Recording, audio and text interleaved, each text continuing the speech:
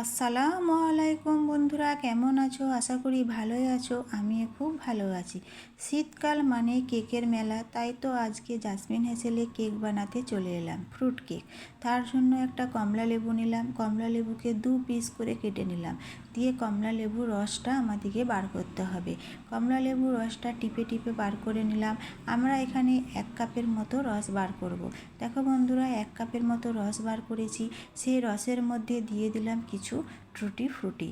আমার কাছে শুধু টুটি ফ্রুটিই ছিল, আমি তাই দিয়েছি। আর দিয়েছি কিছু কাজু কিশমিশ। তোমরা এখানে মোরব্বা দিতে পারো, কালো কিশমিশ দিতে পারো, চেরি দিতে পারো, তারপরে কাজু দিতে পারো। দিয়ে সব কিছু দিয়ে ভিজিয়ে রাখতে হবে 1 ঘন্টা। তারপরে একটা মেজারমেন্ট কাপ নিলাম, একটা পাত্র নিলাম, একটা পাত্রের উপরে একটা ছাঁকনি বসালাম, দিয়ে 1 কাপ ময়দা দিলাম। ময়দাটা চেলে নিলাম। তারপরে যে কাপে ময়দা নিয়েছি ওই কাপেরই 1 কাপ চিনি নিয়ে মিক্সার গ্রাইন্ডারে গুঁড়ো করে চিনিটাও চেলে নিলাম। ময়দা চিনি কেকের ক্ষেত্রে চেলে নেওয়া খুব ভালো। তার জন্য 2 টেবিল চামচ দিলাম মিল্ক পাউডার, পরিমাণ মতো নুন দিলাম, 1 টেবিল চামচ বেকিং পাউডার দিলাম। দিয়ে শুকনো উপকরণগুলো চামচে করে সব একসঙ্গে মিশিয়ে নিলাম। শুকনো উপকরণগুলো মিশিয়ে নেওয়া অত্যন্ত জরুরি, মিশিয়ে নিলে ভালো হয়।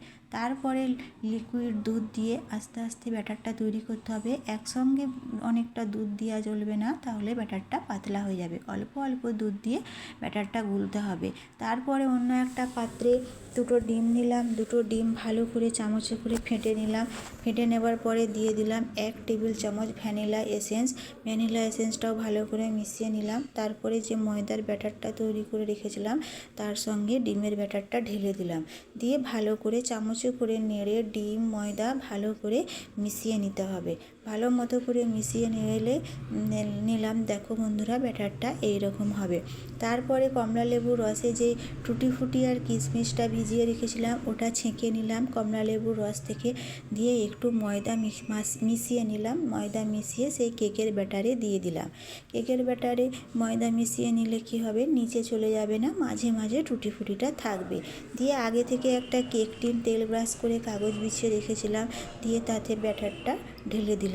ঢেলে দেওয়ার পরে গ্যাসে একটা কড়াই বসিয়ে সেই কড়াইয়ে একটা স্ট্যান্ড বসিয়ে কেক টিনটা বসিয়েছিলাম। এটা আমার ভিডিও করা হয়নি। 30 থেকে 35 মিনিট পর ঢাকা খুলে ওপরে কিছু টুটি ফুটি আর কিশমিশ কাজু দিয়ে সাজিয়ে দিলাম। দেওয়ার পরে আরও ঢাকা দিয়ে 10 থেকে 15 মিনিট হলেই আমাদের কেকটা হয়ে যাবে। দেখো, একটা চাকু ঢুকিয়ে দেখছি, চাকুটা যদি পরিষ্কার বেরোয় তাহলে বুঝতে হবে কেকটা হয়ে গেছে। যদি চাকুতে লেগে যায় ব্যাটার তাহলে বুঝবে কেকটা হবে না। দেখো বন্ধুরা, কি সুন্দর কেকটা হয়েছে। ভালো লাগলে লাইক করবে, চ্যানেলটা সাবস্ক্রাইব করবে। আল্লাহ হাফেজ।